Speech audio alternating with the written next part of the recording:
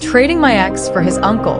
Chapter 1. Nyla 𝐃𝐢𝐬𝐈 was in her 3rd month of trying to conceive when she saw a message on her husband Clark Sumner's phone from a contact named Jordan Cheatham.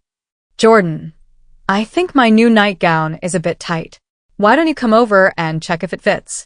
Attached was a selfie of a woman in a deep V-neck red slip dress, her cleavage partly exposed, exuding seduction. Nyla's grip on the phone tightened. She scrolled up and found Clark and Jordan's previous exchanges to be strictly work-related, which made her frown. Was the text sent by mistake? Or a hand wrapped around Nyla's waist from behind, breaking her thoughts. Clark pressed his warm body against hers and gently nibbled her earlobe. Honey, I'm all cleaned up. Do you want to do it on the couch or the bed? Before Nyla could respond, Clark picked her up and laid her on the couch, his tall frame looming over her. Since you're not saying anything, I'll choose. Let's do it on the couch, Clark said, his voice husky and his eyes filled with a flicker of fire that made Nyla blush instantly. Nyla was already beautiful, and the slight flush on her cheeks made her look like a tempting, ripe, juicy peach under the light. Clark's gaze grew darker. He leaned in to kiss Nyla, but she suddenly turned her head away. Sensing her resistance, he looked at her with confusion. Honey, what's wrong? Clark, usually assertive at work, now looked at Nyla with a mix of confusion and hurt, which softened her heart momentarily. Despite that, she hadn't forgotten the explicit selfie she had just seen. She stopped him with one hand on his chest and held up his phone with the other, showing him the screen. Explain this first. Clark glanced at the screen and immediately frowned, grabbing the phone to make a call. It was quickly answered. Mr. Sumner, what can I do for you? Clark glowered, and his voice turned icy. I didn't know my secretary started soliciting clients. There was a moment of silence before Jordan's panicked voice came through. And Mr. Sumner, I'm sorry. That message was meant for my boyfriend.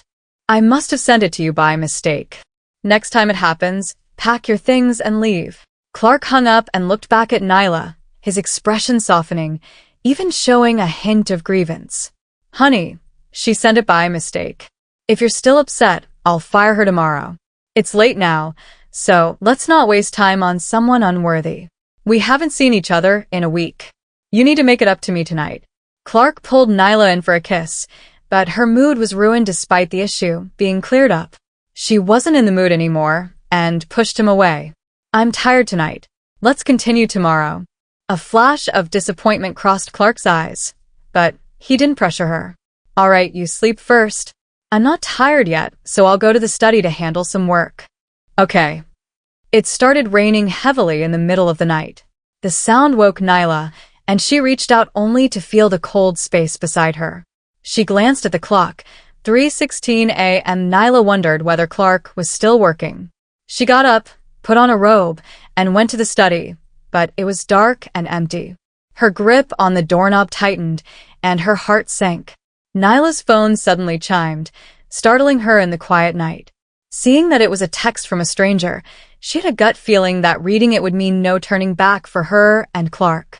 A thunderclap boomed outside, startling her into accidentally pressing it. As Nyla read the messages and the boastful tone, her hands trembled uncontrollably. After a long while, another text came in with an address and a series of digits. Nyla bit her lip, grabbed her car keys, and drove straight there. By the time she reached the villa, it was past 4 a.m. She entered the code, and the door unlocked. The living room lights were on. From the entrance to the bedroom door, a man's suit and a woman's lingerie were strewn about, revealing the urgency of their actions. Seeing the torn red nightgown at the bedroom door, Nyla felt a sense of absurdity.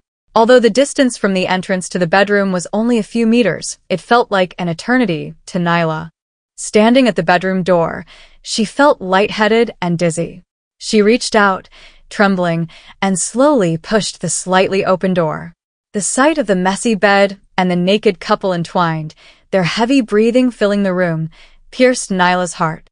The couple was so engrossed that they didn't notice her standing there. Nyla's hand on the door frame turned white from gripping it too hard, leaving red marks on her palm. She had been with Clark for 8 years, from school days to marriage, envied by everyone around them. Until today, she had never imagined betrayal between them. Now, reality dealt her a cruel blow. Even the most sincere wedding vows couldn't withstand a fickle heart.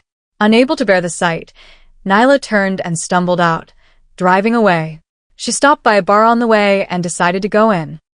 By the time Valerie arrived, Nyla had already downed 2 bottles of whiskey, her gaze slightly unfocused. "Valerie, you're here." Seeing Nyla surrounded by several men, Valerie frowned. "All of you leave." "No, they're fine here. I said leave." After driving the men away, Valerie sat next to Nyla. "What happened? Did Clark really cheat on you?" Valerie was Nyla's university roommate and had witnessed Nyla and Clark's journey from school to marriage. She had seen Clark treat Nyla well all these years, so she couldn't believe he would cheat. Upon hearing Clark's name, Nyla's gaze dimmed, and the heart-wrenching pain came rushing back. "I don't want to hear that name right now."